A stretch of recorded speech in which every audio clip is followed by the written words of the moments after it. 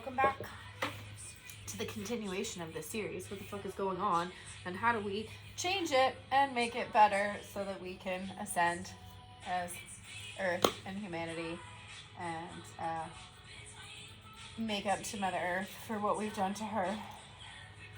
And okay, so in a nutshell, we've talked about basically what's happening in the world, 5D ascension, the negative extraterrestrial entities that have been keeping humanity in this low vibrational matrix that we are working our way out of right now.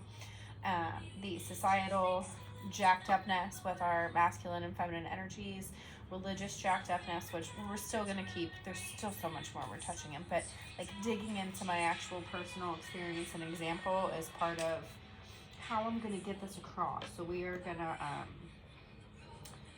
to go for it while I'm finishing up some art therapy. We're closing out cycles right now. And this is a big part of it. So, yeah, everything that's happening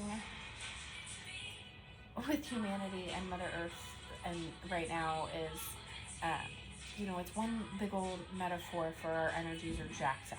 We are making Mother Earth do everything for us instead of working in communion with her. We're making our women be all the doers and do everything to support everyone else instead of working in communion with each other. And we're pitting women against each other instead of supporting each other and living communion and families in communion.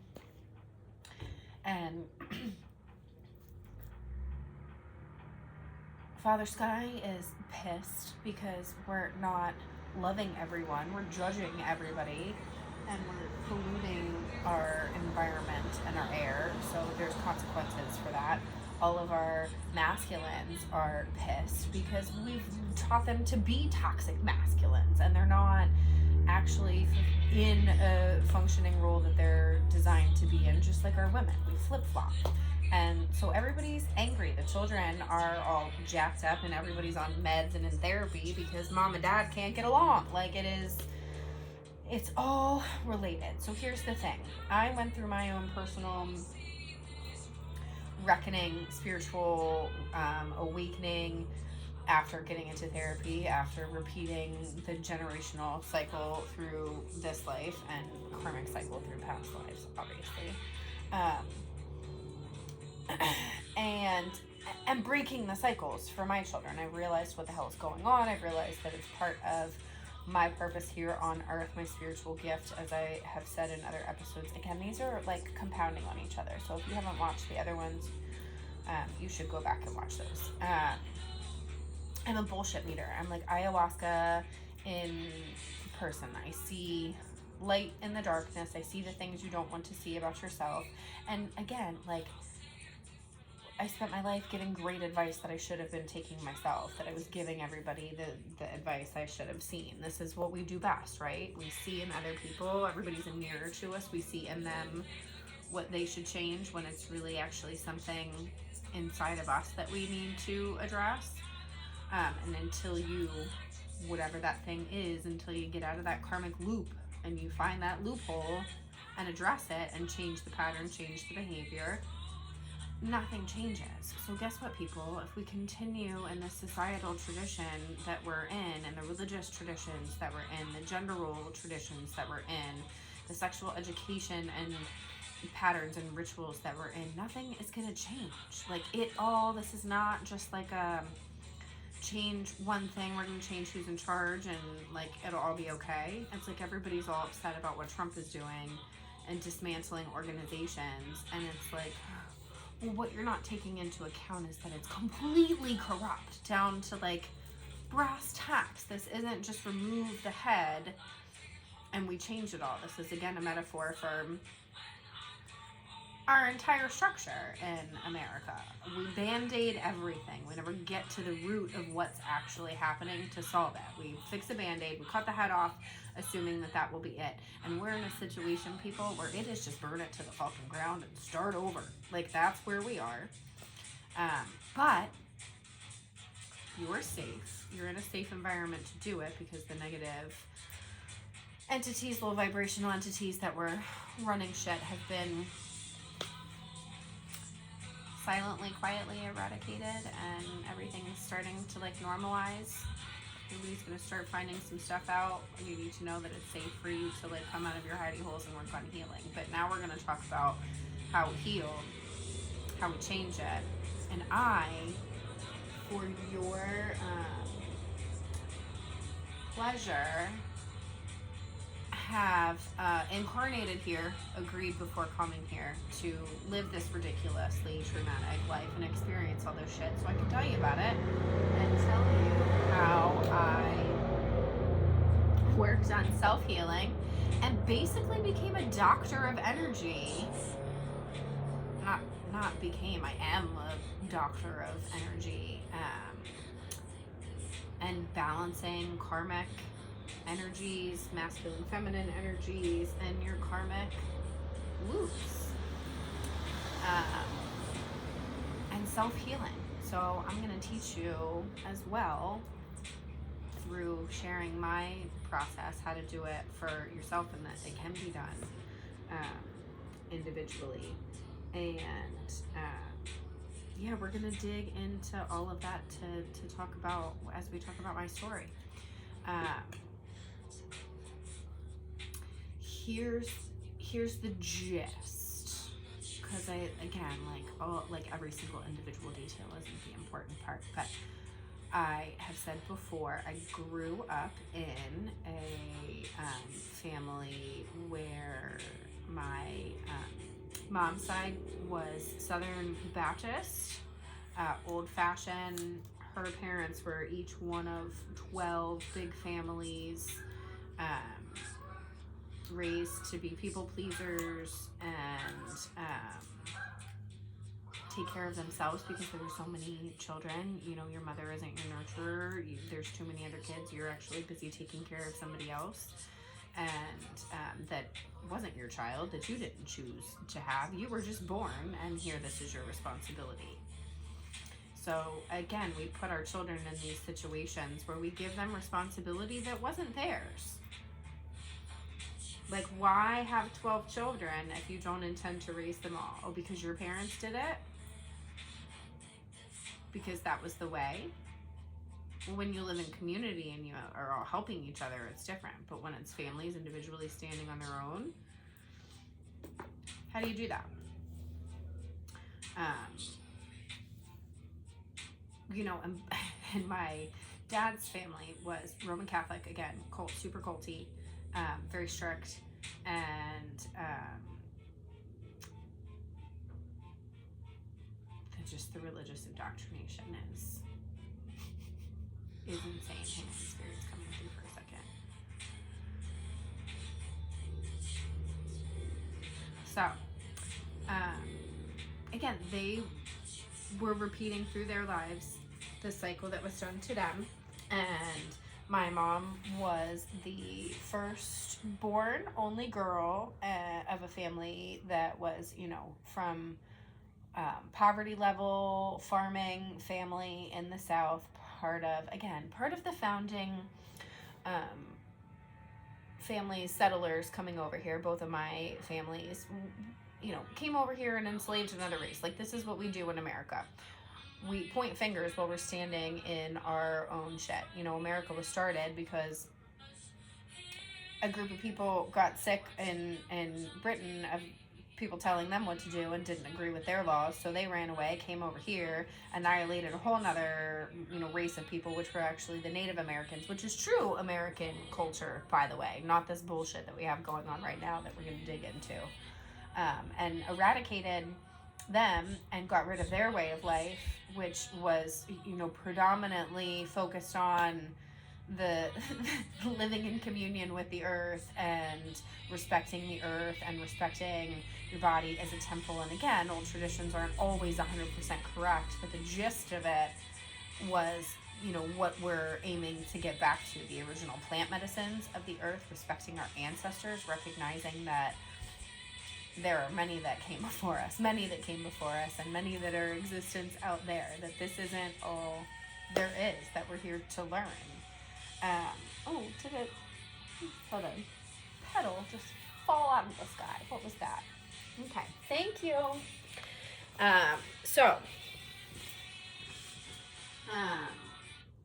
they respected the earth. They respected tradition and culture. And again, tradition isn't always accurate, and we need to be open to change, which is the part of the point of this. I'm here to be an example of not your typical messenger for this kind of stuff. So here we go. My mom was the alcoholic narcissist in the relationship because she was raised in a culture where she was not taught to be an individual. She was taught how to raise her siblings. She was taught that she needed to, break the glass ceiling to go out and make the family proud, the family honor. They were originally immigrants that came over. They were of, poverty descent, grew up in a family of little means and moved away from North Carolina to Maryland to try to make more for the family, and she had to make them proud. And so, going to college was what she wanted to, or what she was taught to do. My mom actually wanted to be, again, an artist, a musician. She loved playing music. She played the violin. She actually wanted to be in the orchestra, but she wasn't allowed to do that because our family was taught that your joy comes from money. They lived in poverty and it was hard, and that money is hard work, and that the things you pay for are important, and that the things you earn are important, and that is where your pride and your joy comes from. All the men in the family were, when they moved up here, union electricians. The brotherhood, we'll talk about that. My grandfather was also a Marine. And again, another brotherhood. We'll talk about that mentality and what it does to the toxic masculinity, and how men treat each other, how we treat our men, how our men treat our women, and how it perpetuates in the family cycle. There's so much activity in the storage unit this Sunday night. I wonder what's happening. So, mom was the oldest. She had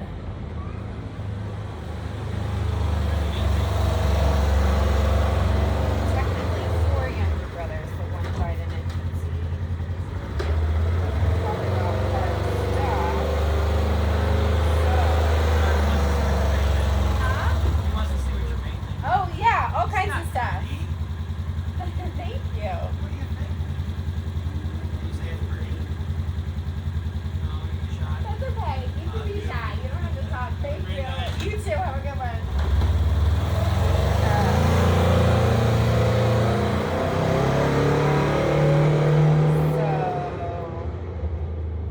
Love this little hot spot.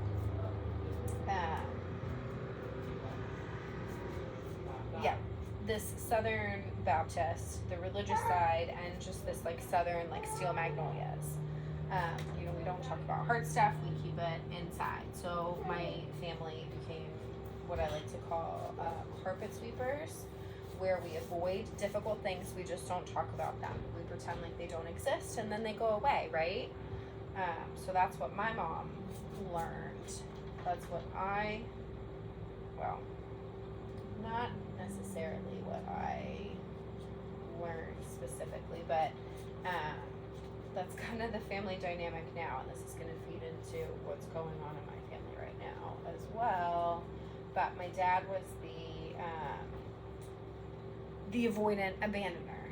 So mom liked to wear the pants. Dad was the people pleaser. He grew up in the Roman Catholic Church. He was the baby of his family, went to all Catholic school with the nuns, where you got in trouble at school, you didn't dare tell your parents, because if you did something to get in trouble with the nuns at school, then you were definitely going to get beat when you got home. Can we talk about the culture where our children are actually scared of us, not okay. Like, it's not supposed to be that way. And I've heard people say, like, if you're not a little bit scared of your parents, then, like, they're not doing it right. And I gotta say, I completely disagree. We should not be afraid of our parents. We should not be afraid to be ourselves. We should not be afraid to open up to our parents about things. I spent most of my life not wanting to tell my mom stuff because of the way that she treated me, because her love was conditional, because her love and attention for me was performance-based.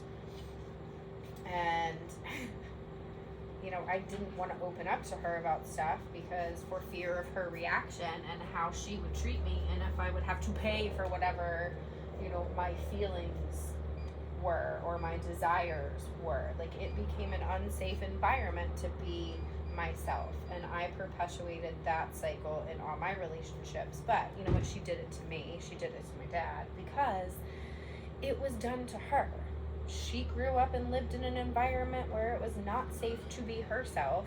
You had to be the good example of what was expected to represent the family, and if you didn't, again, dishonor, shame to the family, and you had to fit into the mold for love.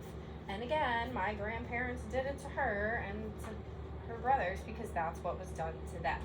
Do you see where I'm getting with the perpetuating cycle and how things don't change unless we actually dig into them and change the behavior moving forward?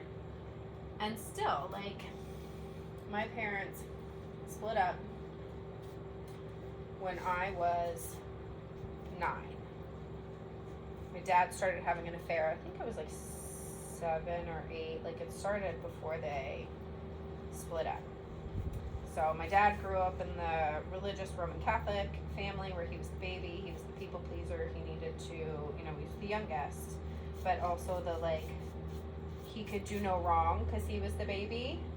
He kept everybody happy, but he could also do no wrong publicly. You know what? I don't know what they said to him behind closed doors, but you know, those grandparents were the ones that will sit there and oh, you're so sweet, and talk to you about the good Lord, and then sit there and talk about N-word this, N-word that, the harbor's turning. I mean, they were wildly racist. And it's like, oh, okay, we're going to talk about the good Lord now, but you're also going to sit here and talk about horribly racist things in front of your small grandchild.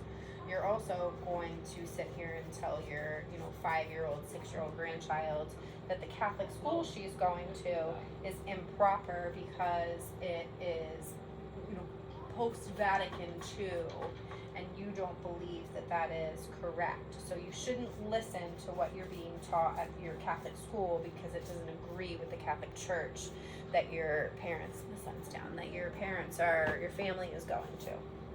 So, you know, what, I've talked about that before, what do you think that does to a 6-year-old? When already you're learning, your mom believes one thing, your dad and his family believe another thing, your school believes something, and each one of them is telling you not to believe the other. You have your own feelings and opinions, and all of them are telling you that your feelings and opinions are invalid. So, should we talk about psychological abuse and psychological manipulation on our kids? What do you think that does to them? We have created this culture of saying one thing and doing another. My mother, again, is the narcissistic alcoholic who, again, had her own depression and anxiety issues before she and my dad got together. My dad was a serial cheater. She forgave him, you know, multiple times and still married him anyway. And they split up because he ended up having an affair, which he had an affair because my mom was an angry alcoholic,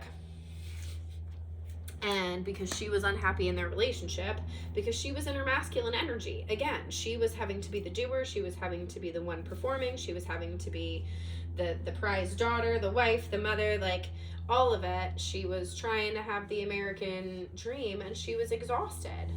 and she was doing too much, and my dad was in his feminine energy and just wanted love and wanted to please. And again, there's the imbalance where women are angry and men are just shutting down and not talking about it. Sorry, I'm back here getting stuff. Not talking about it. And then the women get even angrier because we actually want to talk about the stuff, and the men are just trying to appease us because they don't know how to talk about feelings and emotions because they haven't been taught to do so. Because they've been taught that their feelings and emotions shouldn't exist, because in order to be real men, they shouldn't have them. Do we see the problem here? And again, this is the cycle I've perpetuated in pretty much every relationship in my life.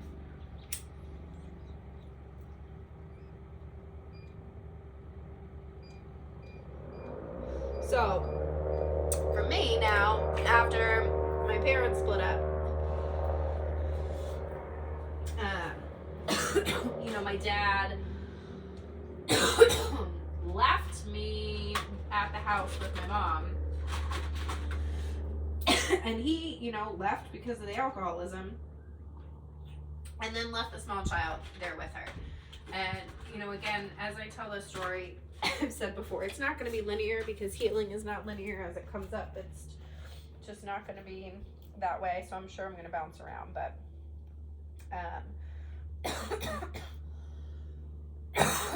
the woman my dad had, see, this is energy. This is me struggling to be able to breathe through this, because my entire life I've been told not to talk about this stuff, and it's not safe to talk about this stuff, and you don't talk about things that embarrass the family publicly. You don't talk about your dirty laundry, so to speak. This is actually, I've had a family member recently call similar situations dirty laundry. And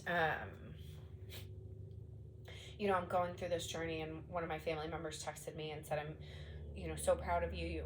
I hope you, go find yourself, and every woman should have the ability to do that. But she said that to me in the breath of, she's torturing her ex-daughter-in-law for doing the exact same thing that I'm doing right now. I mean, as far as leaving her narcissistic mama's boy abuser, who happens to be my aunt's son.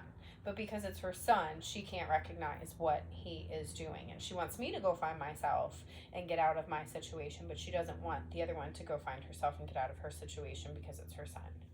Which, again, cycles back to what my ex-mother-in-law is doing to me right now. She wants to talk about, she can see it other places, but she can't see what's happening to me because it's her son doing it. And that is what's happening in America. And again, we've created a culture of, we say one thing, we do another.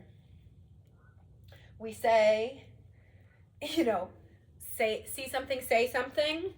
But then we admonish people for saying something about, sorry, I'm looking for a hair tie, about, questioning the status quo, or when they see something that doesn't make sense, or when something jumps out at them that makes them go, We admonish them for being a whistleblower. We admonish them for asking questions.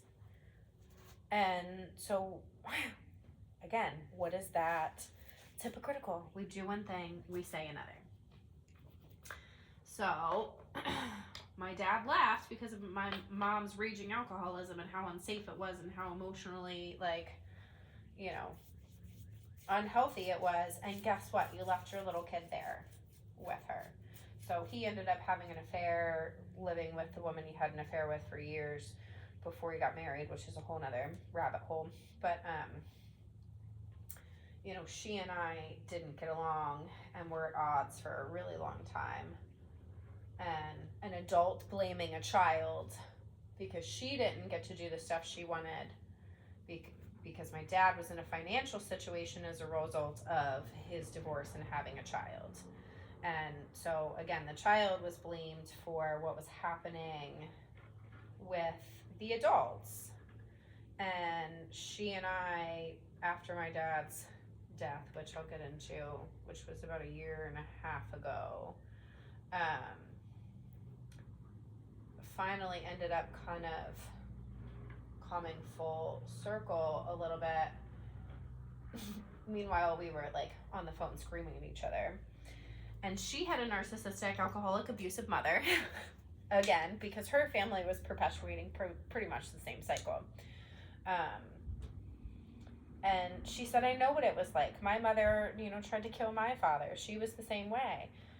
And I said to her, yeah, so if you get it, like, thanks. You guys left me there, and you guys left me there with her. If you knew what it was like and you knew that's what was happening, the two of you adults left the child, the 9-year-old, in the house by herself with this woman, who then continued to abuse me, even into adulthood. And that was a snap moment for her where she went, oh. And in that moment, she didn't come full circle, but the next time we spoke, she said that was the moment that it hit me, that I never thought about how you were suffering. I never thought about how we put you in the middle. I never thought about how, I was so upset about how she was treating your father. I wasn't thinking about you. So here we go again with the feminine role jumping in to defend the masculine, who, by the way, then I found out recently, proceeded shortly thereafter to start cheating on her and continued to cheat on her for 13 years. Even through all of that, she still defended him against me. To me, called me a miserable daughter and all this stuff for other things that happened in our relationship, which again were a result of him being an avoidant abandoner and being the adult expecting the child to be the one to reach out and take the reins with communication. And I took a back seat because I didn't think you wanted me in your life. Like, I was the child, you were the parent, you were the adult, regardless of my age. Like, it should have been your responsibility. I did get to a point where into adulthood I started being the one to take the reins, but he never followed up on anything. And it's like, I'm only going to do so much. I am still the child and you're still the parent, and I'm changing my ways to try to be the one to reach out to you, and you're not changing any of your ways. So that is also a sign from people. Like, give them all of you once. I've said this before. They get to have all of you once, and they will show you who they are. And then after that, remember that. They've shown you who they are. Hold on to that, because that's what they get back from you moving forward, right? You meet them where they meet you. It doesn't mean you have to be mean or unkind, but boundaries are an acceptable thing. My feet are getting cold. So I basically, from the age then of 9 years old, which before that point with the narcissistic mom, everything is performance based, as I mentioned before. You're performing for love. You're doing what she needs for love. I did ballet and gymnastics and all that stuff when I was little, and we zeroed in on ballet was my big focus. And everything had to be a performance. But, it wasn't about, well, what do you want to do? It was, this is what you're going to do, and you need to get up there, and you need to make us proud. And, I remember she used to sign me up for these talent shows. I had to be the star of the show.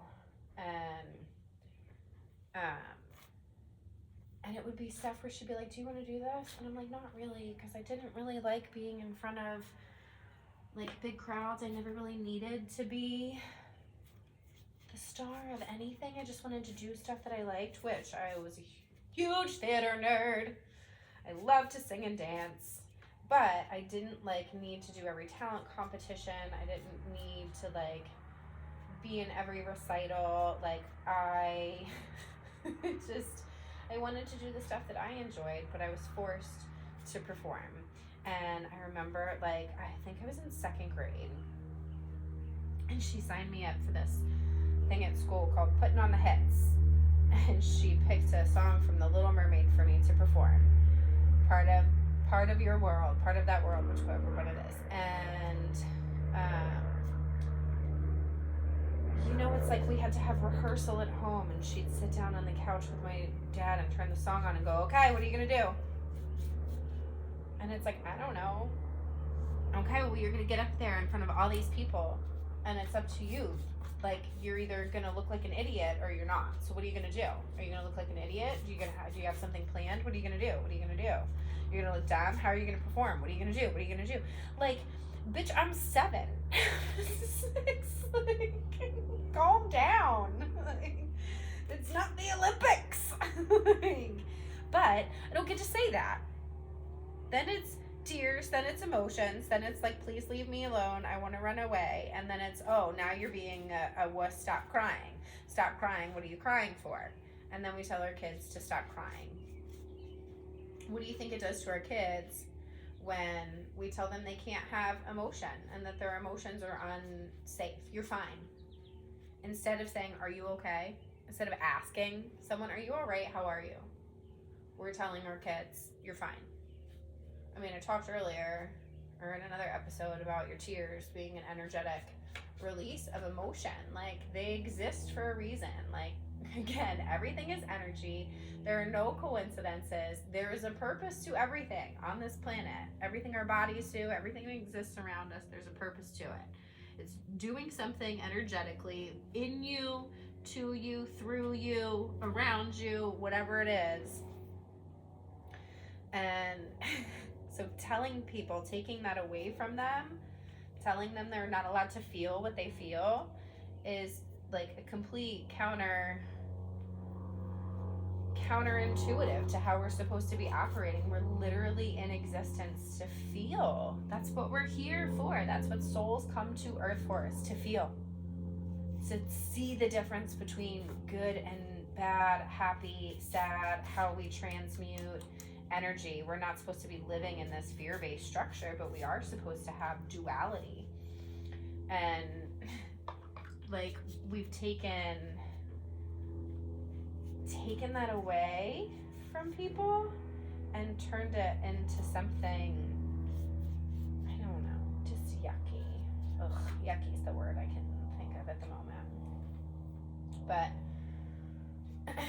anyway, so young age, the performance anxiety, like, crept in big time, but also the, like, expectation that you have to perform for mom in order to get her love. I mean, and I know it sounds so simple to people now, but it's like Easter, like getting a good Easter picture, me being, you know, completely perfect for the perfect Easter picture was make or break for her day. If I got messy or dirty or my hair got screwed up prior to her getting her Easter picture for her photo album, then it was like, you know, gonna end up being a civil war.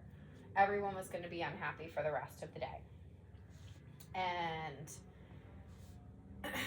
that was also part of, she was the only daughter, so she, you know, if she performed, she got what she wanted.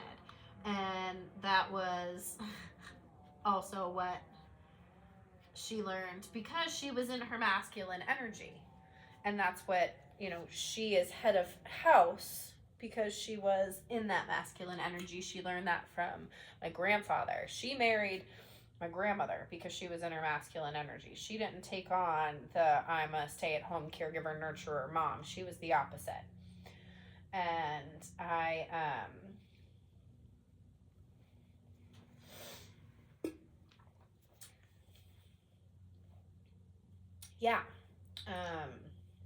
had to perform for love and acceptance, and at a very young age became a people pleaser. And I, as I said before, I'm a starseed, I'm an empath, I am psychic, I'm a channeler, I see dead people.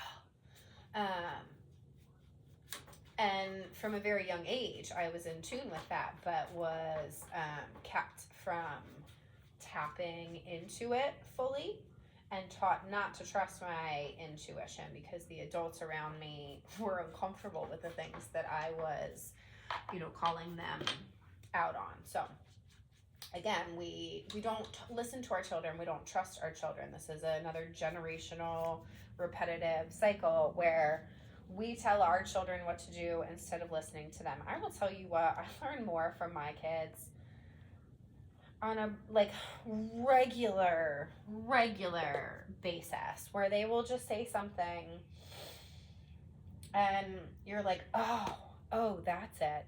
But also, when your kid is comfortable enough to call you out on something and be like, no, mommy, you said this and now you're saying this, it's like, you know what, you're right, and I appreciate you calling me on that, because that's what we're supposed to be teaching them, is to hold each other accountable, instead of being in homes where when your child speaks up about something you're doing is wrong, we're telling them to sit down and be quiet.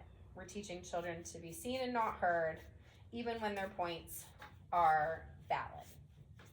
And I was living with an alcoholic who literally would scream at me sometimes to go make her a drink while I was doing my homework. She would sit in there and just stomp her foot on the floor and scream my name. And for me to come in and get her cup and go downstairs and make her another drink while she watched her soap operas that she had recorded that day while she was at work. And as I got older, I would ignore her because I was being an ass, because I was like, this is messed up, and why am I okay with this? Why are people okay with this? And so I would pretend like I couldn't hear her, and she would just stomp her foot on the floor, to the point where the chandelier downstairs and the, I say chandelier, it's just a light fixture, and the dining room underneath of her was just shaking. Until I would finally be like, what? Don't you hear me? Yes, I hear you. And I know what you want, and it's ridiculous. I was late for stuff all the time because she was hungover, and I would have to wake her up in the morning. I remember there were times where I actually would use that to my advantage. And if I didn't want to go to school, I'd just be like, wow, I'm not going to wake mom up. I'm going to let her sleep past her alarm. And then be like, oh my gosh, we missed the bus. Knowing that she wouldn't. I went to high school. That was high school. Far away from my house. Anyway, so let's get back to when my parents split up. Basically, my mom tortured my dad, used me as a bargaining chip. This is what I'm living through again right now, because I married my mother. I've repeated this cycle. I married my mother. And my dad never stood up for me. I was in that house with her. He knew the level of her alcoholism. My family knew the level of her alcoholism. There's one story, God, that sticks with me, that I still think of, that I've talked about this before. I was, I think, probably 8 or 9. And we went to an Orioles game. I live in Maryland. And she used to sneak vodka into a water bottle in my backpack. And we were going into the game one time, and the water bottle that she used actually, the lid popped off in my backpack. And so basically her child is covered, the whole back of me is covered in vodka. I smell like a liter of vodka, and I'm absolutely soaking wet. And she is screaming at me about how I spilled her vodka.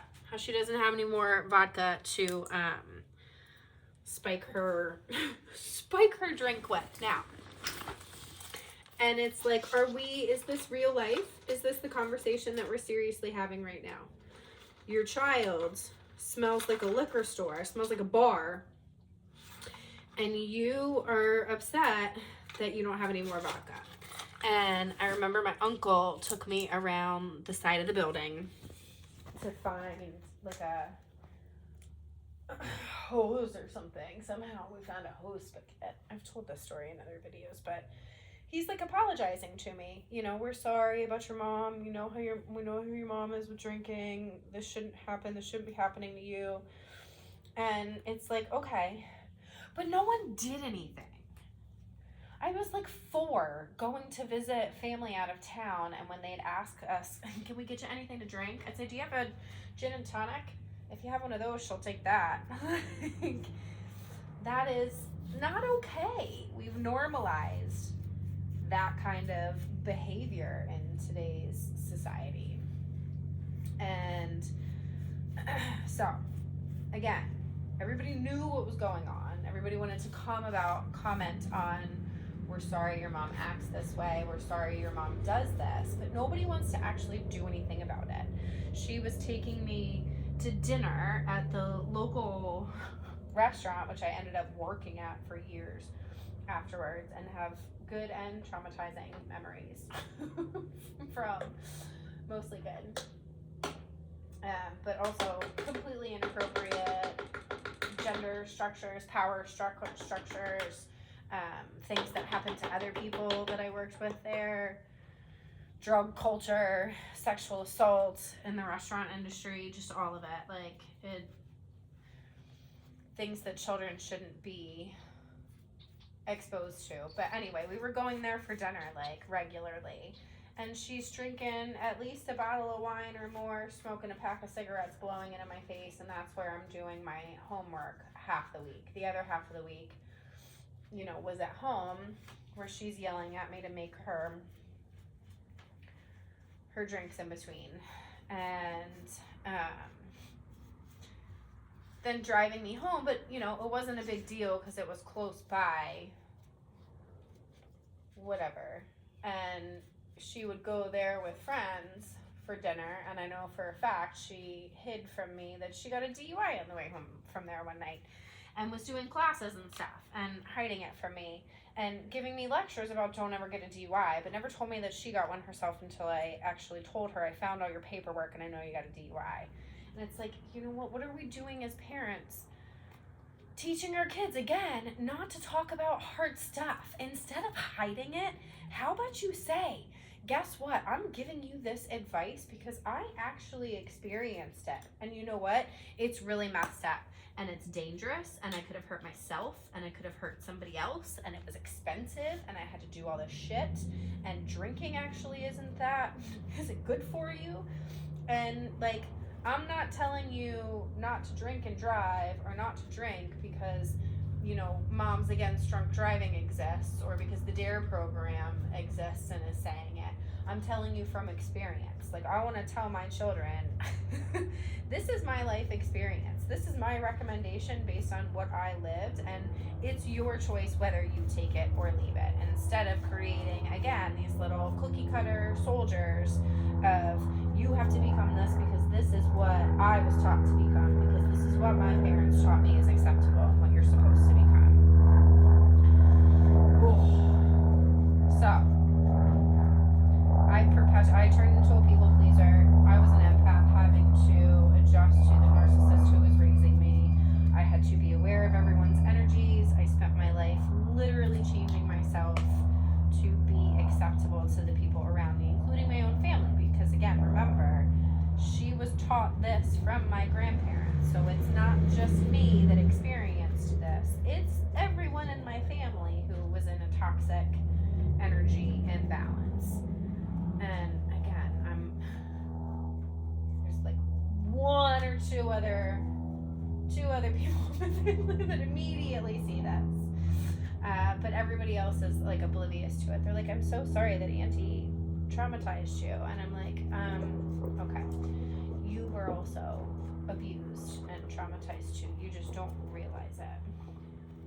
And so I, again, spent my life changing myself, ignoring my own intuition, doing what other people wanted. My mother And this is again an example of what we do to each other as women. My mother spent her life inserting herself into my relationships, especially with other women, but also with men, so that she was a go-between, so that she always had the upper hand against me, because I couldn't be doing better than her, even though I'm doing all of this so that you can have a better life. I'm doing all of this for you. I'm working hard for you. After my parents' divorce, she insisted that my life not change, that we stay in the same house, that I can continue to do the same activities, that I get to continue going to private school, even though it was a financial hardship that basically forced my dad into poverty. She didn't want to let go. And again, a lesson in, what do we teach our kids? Like, that nothing changes. And that's what I'm living through right now. My ex is like, no, they need to stay at their home in their safe beds. And it's like, their home's about to go. We're their home. We're getting a divorce. We're selling this house. Their home is about to go away. This is all like so inconsequential in the grand scheme of things. And this is where, again, herein lies the issue, where our priorities are off. We're doing it wrong. Our energy is in the wrong places. Our focus is in the wrong place. Our focus is in fear of all the stuff that can go wrong and torturing each other, instead of just realizing that we're all people who have been through some shit and that we're all here to love each other. And it's like, let's just accept that we made some mistakes, we weren't right for each other, but let's focus on our kids and make it better. And ultimately, like, this is the part I'm not going to go into every single detail, but what we're doing as women to each other, again, this power dynamic where I was taught that women are competition. We have this false sense of supporting each other, this outward saying one thing, doing another. Outwardly, we're saying we support you. We're showing that we're saying that we support you. We want you to chase your dreams. We want you to do the things that make you happy, but only if those things fit within inside these parameters that we've provided that we deem acceptable, which again is the opposite of unconditional love. It is conditional love to say, I will only provide you love and support if you fit within these parameters that I deem acceptable. And I think we might be done with this one in just a minute. It needs a tad more purple. So yeah, I learned to not trust my other female relationships because my mom was in the middle. And so it created a space for me where then again, I didn't even have other females that I could confide in or trust in, because my mom had a relationship with them. And if I told them things that I knew she would hold over me, then like she just had this way of getting stuff out of people, where she was also very spiritually gifted. She could read people. We all have a spiritual gift. She could read people, and she was I like to say she had a silver tongue. She was good at kind of convincing people she knew things to get additional information out of them. And she would use it with my friends to get them to tell her personal things about me, especially relationships, especially stuff with boys, because I kept her out of the loop, again, based on my past experience with her, because she tried to control everything. She had to have her fingers in every aspect of my life. I wasn't allowed to do anything without her knowledge. And so then I got into a position where I stopped confiding in my friends about stuff, because I knew she had created a false sense of loyalty with them, and also this sense of it was an imbalance in power dynamic. She was an adult creating a relationship with a child that they felt safe telling her things that I didn't want her to know, and were my prerogative to not tell her. And that right was taken away from me. because she used her position as my parent to say, you need to tell me these things or she's going to be in, just, you know, sometimes, not all the time, you need to tell me these things or she's going to be in trouble. It's important that I know this as her mother. So again, we teach women not to trust other women. And then I watched her and the other women in my family. This one's done.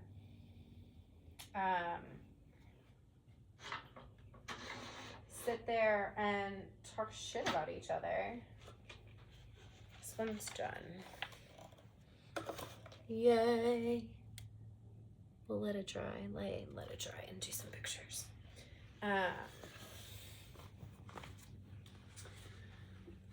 Say something to your face with a smile and how much she loves you and, you know, what a good friend you are to her and she loves spending time with you, XYZ.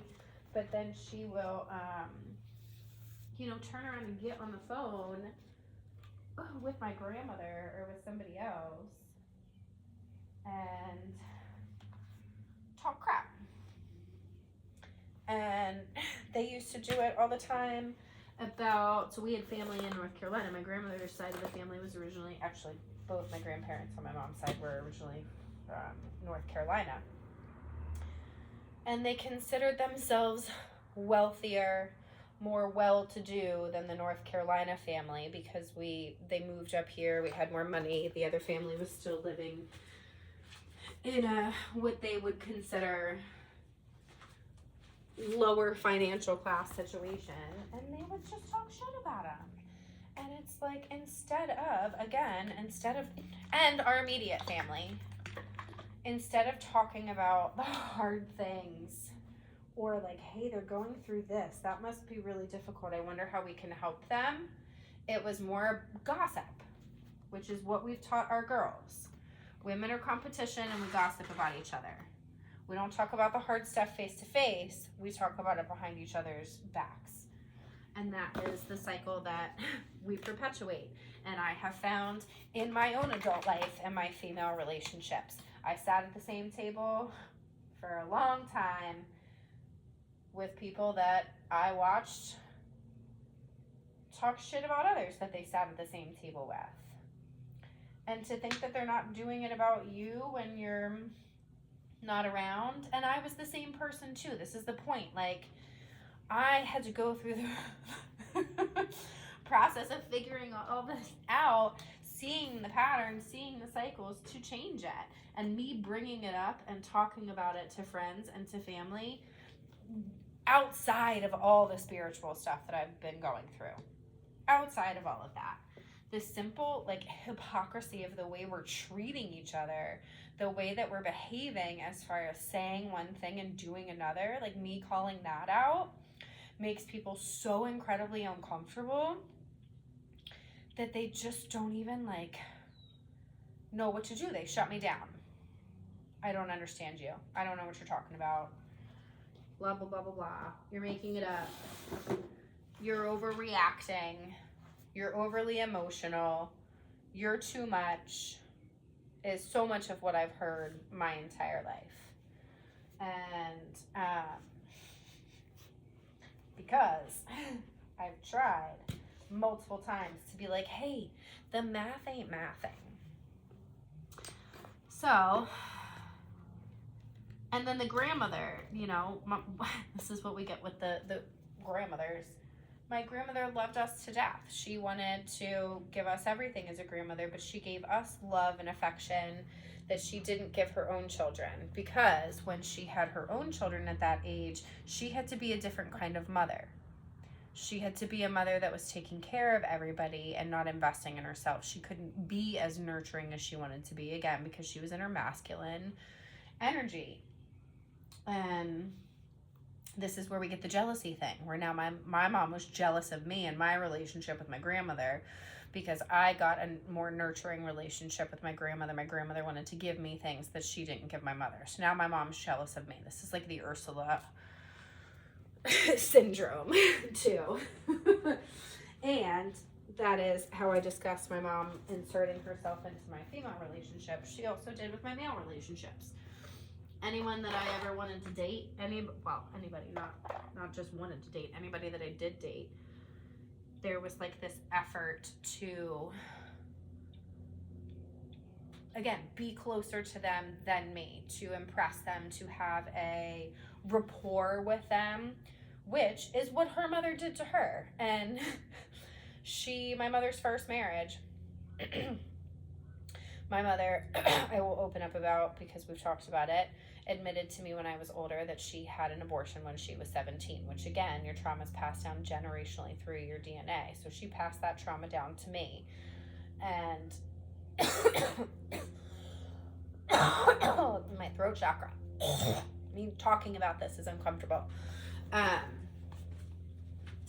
She was in love of her life, but was convinced that she was going to shame the family if she had a child with this person. She was convinced that her life would be ruined, that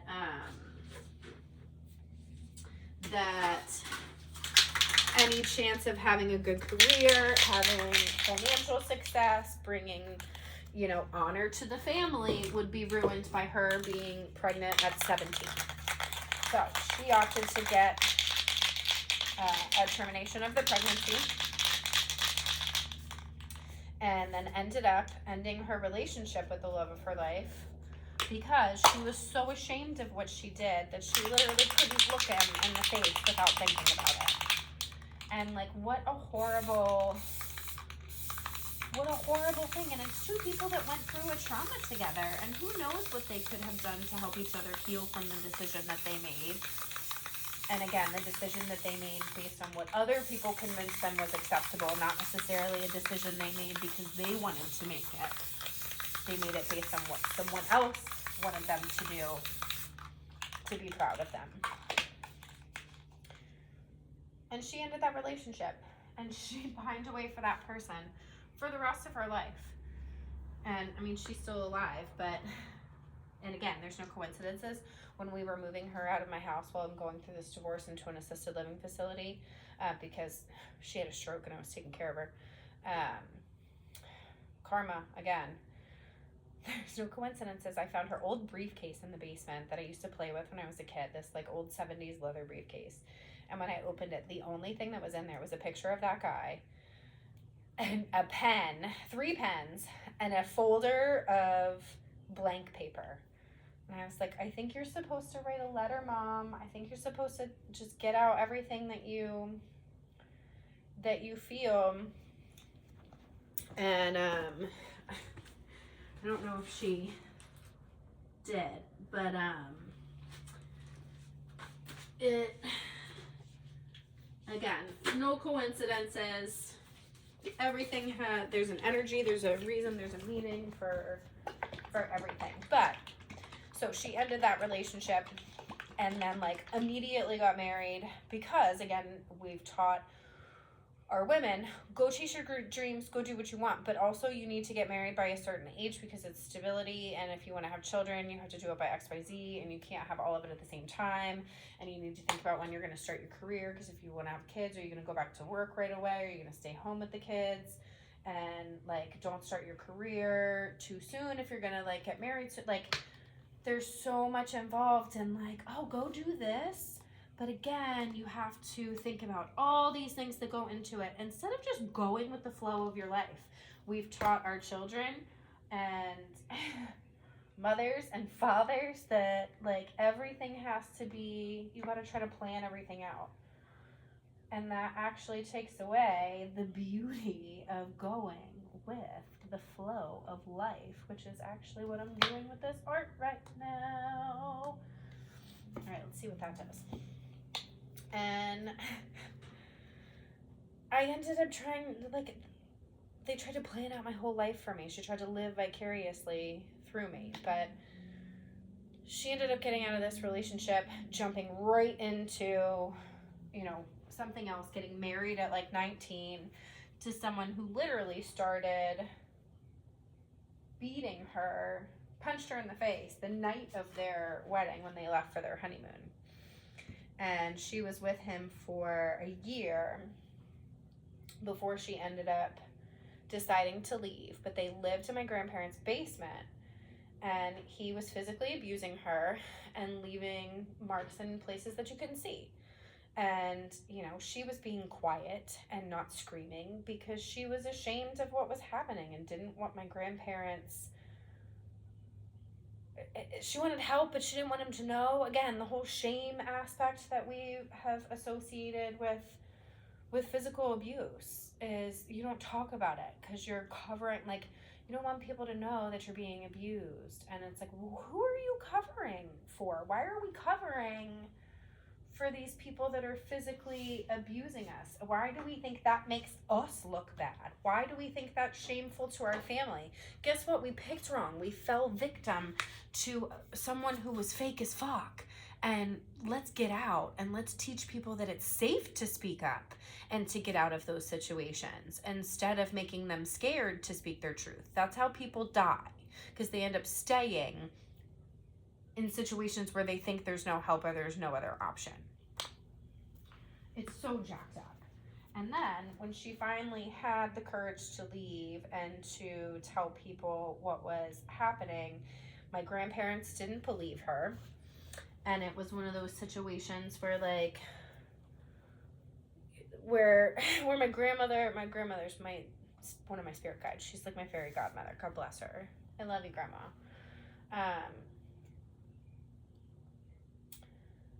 She just couldn't believe that something so horrible was happening to her own child under her own roof.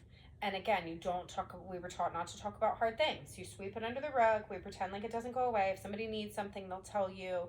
They'll come to you. But but on the reverse, we've taught people not to talk about hard things and not to have emotions. So we say if they need something, they'll come tell us. But then we've also not taught them how to come tell us, because they're not supposed to have the feelings or emotions in the first place.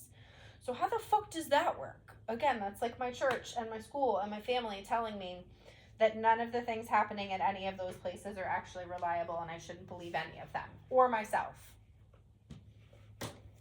What in the actual fuck? What do we think we're teaching our children? Oh, it's all for the children. Whew. So, after my mom left that relationship, finally got divorced, my grandmother continued communication with him, and he sent her Mother's Day gifts and cards and flowers every year for like decades, I want to say, and like moved to Hawaii and became a lawyer and whatever. My mom was just so angry about how she felt like he won in that situation, and she was angry about the way that my grandmother treated her, and she was 100% valid in having her own mother not even support her in getting out of a physically abusive relationship. And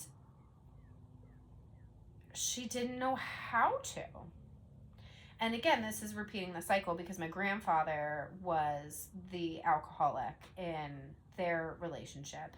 And he was World War II vet, Marine, who, after he came back, joined the electricians union in Baltimore. So went from one brotherhood went from Southern culture to the Navy, toxic masculinity, to the union, electricians union, again, brotherhood, and the concept of everybody deserves the same thing no matter what, just because we're a part of this organization, and like you don't have to do equal work to actually get the same benefits. We're all just here and exist, so we all just get the same thing, and we don't have to actually like put equal effort. And this is also what we teach people. Again, everybody gets all up in arms in the participation trophies. Like, I'm not supporting creating conflict and competition between people, but it is appropriate to teach them that effort matters. It doesn't have to be a grind. It doesn't have to be hard work, but effort is important. Your energy is important. What you put out is what you get back. And if your energy is, I don't have to do anything, I can just be lazy, I can be a sloth, I can just have things handed to me, and other people will work hard for it, but it's not in a positive way. It's not for like a greater good kind of situation. Like, that shouldn't get rewarded. And again, that's the king of the castle mentality that we have created in organized religion and societal structure, where I go to work, I pay the bills, I put a roof over your head. Isn't that enough? I don't need to be there for emotional support or psychological support or physical, sexual support. It's not about you. It's about me getting served. And it's like, well, no, that's not how it's supposed to work. You don't rely on me for your emotional support, your psychological support,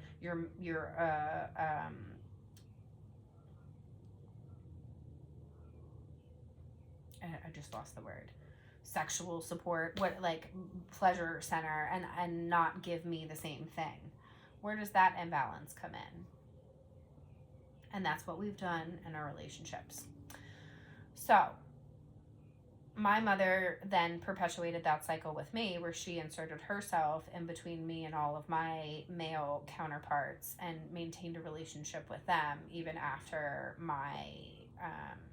my relationship with them was done, which was like the most, again, backstabbing feeling. And she's done that to me in pretty much all of my relationships and is still doing it now. Like, it was a karmic cycle I had to fucking heal this week. And she's never really defended me to anyone or taken my side with anything. It's more apologizing for me, questioning the status quo, speaking up for myself, stepping outside of the norm. And when I do that, it makes her appear that she is not an effective, successful mother. Her ability to be a good mother is dependent upon my performance for other people. And if I don't perform accordingly, then I'm the one that's in trouble, and she's apologizing for me to other people. I need to check what time it is. I gotta go lock my other storage unit up. All right.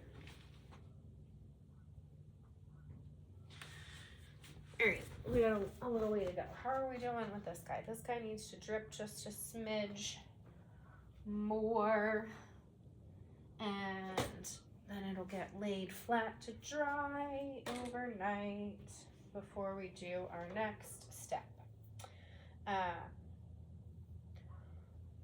So yeah, here is where I guess maybe it's probably another good stopping point of just how we have perpetuated in my personal life. We're getting into how we've perpetuated this role for women in this motherly role, where we're also harder on our own daughters than we are on other people's daughters. God, I've seen that everywhere lately, where your daughter is expected to perform to a certain standard, but something that's happening to her isn't as important as something that's happening to someone else's daughter. Example, my ex-mother-in-law was not involved in planning my baby shower, but was like interested in coming and actively, wanted to come. But I found out she didn't even go to the baby shower for her own daughter, for her only daughter, her firstborn and only girl, who was giving birth to the first grandchild and a granddaughter. Didn't even go to the baby shower. They had to call her to be like, "Are you coming? Where are you?" And she was like, "Oh no, we have stuff going on with people at church. There's stuff going on with people at church, and we can't." Thank you, geese. And we can't come. Church becomes more important than the immediate family, because the greater good becomes more important than the one. But isn't it funny that wasn't it Jesus leaves the 99 to go after the one. But then we've created this mentality within the Christian religion that the greater good is bigger than the one, especially if the one is your family member, like your family member. I spent a whole marriage with no support from my in-laws once I had kids because they were too busy having a snowball stand for everybody else in the community to come and enjoy, and that was important. Or to, start an Airbnb to have people come enjoy their property, or to be hosting religious retreats, or because they were involved in stuff at church. And then they complain about, well, we don't get to see the grandkids enough. Well, you guys are the ones that are busy. We're the ones that are here with little kids. You're the ones that are prioritizing your church-related functions, which, again, if that's your thing, do your thing. But don't, thank you. If that's your thing, do your thing. But don't hold your thing against me because you're the one that's too busy to do stuff with us. And, my ex used to say, well, when we were little, we spent all the weekends at our grandparents' house. Well, because your parents were also kids when they had you, didn't know how to raise you, and did whatever their parents told them and had no lives. So they just went and continued the cycle because that's what they were raised doing, was going to their grandparents' house every weekend and doing whatever the family wanted. Which, again, if that's your thing and it's a healthy dynamic, great. But if you're doing it because you're perpetuating an unhealthy dynamic cycle and you're not allowed to be your own individual person that goes and does your own thing, and you're only allowed to do stuff with your family, that's not healthy. That's not a healthy dynamic. So it depends on why you're doing it. Oh, my kids are calling for bedtime. So I think this is a really good spot to stop here, and I will pick up again in a bit. Bye.